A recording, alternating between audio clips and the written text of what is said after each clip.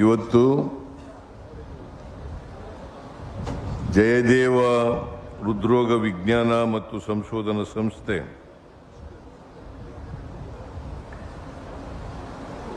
ಅದರ ಬ್ರಾಂಚ್ ಅನ್ನ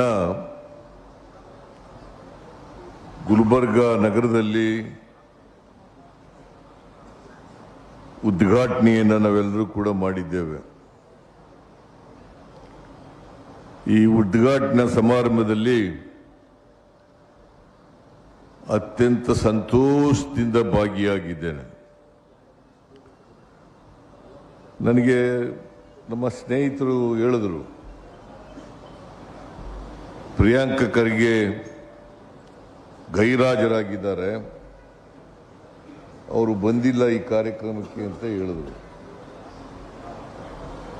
ಅವರು ಬರಲಿಕ್ಕೆ ತುದಿಗಾಲಲ್ಲಿ ನಿಂತಿದ್ರು. ನಾನೇ ಅವ್ರಿಗೆ ಹೇಳಿದೆ,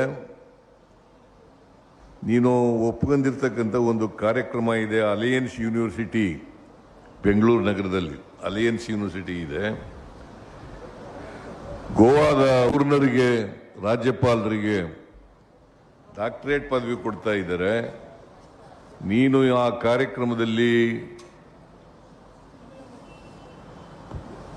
ಹಾಜರಿ ಮಾಡಲೇಬೇಕು, ಭಾಗವಹಿಸಲೇಬೇಕು ಅಂತ ಹೇಳಿ ನಾನೇ ಅವರನ್ನ ಆ ಕಾರ್ಯಕ್ರಮಕ್ಕೆ ಕಳುಹಿಸಿದೆ.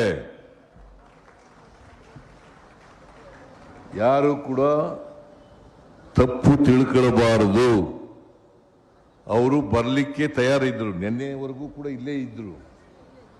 ನಿನ್ನೆ ಸಾಯಂಕಾಲ ಅವರು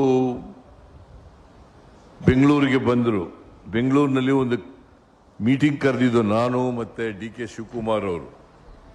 ಆ ಮೀಟಿಂಗ್ ಏನಪ್ಪಾ ಅಂತಂದ್ರೆ, ಬೆಳಗಾವಿನಲ್ಲಿ ನಡೀತಾ ಇರ್ತಕ್ಕಂಥ ನಮ್ಮ ಕಾಂಗ್ರೆಸ್ ಅಧಿವೇಶನದ ಶತಮಾನೋತ್ಸವ, ಆ ಕಾರ್ಯಕ್ರಮಕ್ಕೆ ಪೂರ್ವಭಾವಿ ಸಭೆಯನ್ನ ಸಿದ್ಧತಾ ಸಭೆಯನ್ನ ಕರೆದಿದ್ದು. ಆ ಸಭೆಯಲ್ಲಿ ಭಾಗವಹಿಸಲಿಕ್ಕೆ ಬಂದಿದ್ರು. ಮತ್ತೆ ಇವತ್ತು ಅಲಯನ್ಸ್ ಯೂನಿವರ್ಸಿಟಿ ಸಮಾರೋಪ ಸಭೆ ಕಾರ್ಯಕ್ರಮದಲ್ಲಿ ಭಾಗವಹಿಸ್ತಕ್ಕಂಥದ್ದನ್ನು ಮಾಡ್ತಾ ಇದ್ದಾರೆ. ಹಾಗಾಗಿ ಅವರು ಬಂದಿಲ್ಲ ಅಂತಕ್ಕಂಥದ್ದನ್ನು ಸ್ಪಷ್ಟಪಡಿಸಲಿಕ್ಕೆ ಬಯಸ್ತಾ ಇದ್ದೇನೆ.